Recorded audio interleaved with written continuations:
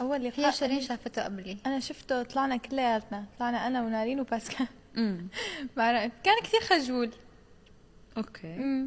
حسيتي انه هيز صهرك يعني حيكون او ارتحتي له من الاول، اول ما طلعنا يعني يعني بعد ما طلعنا بس لما نارين حكت لي قلت لها لا مستحيل. من زمان ما بتذكر كثير. بتذكر بس اجت حكت لي انه شافت هاي وما بعرف شو احكي. كنا بتركيا لنعمل مصاري يعني. كانوا يجوا اكياس تقريبا هيك فيها لبس.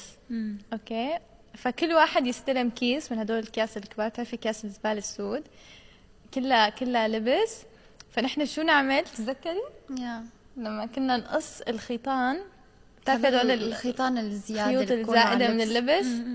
فنحن لحتى ينضفوا يعني كنا نحن نعمل هالشغل لحتى يدفعوا لنا.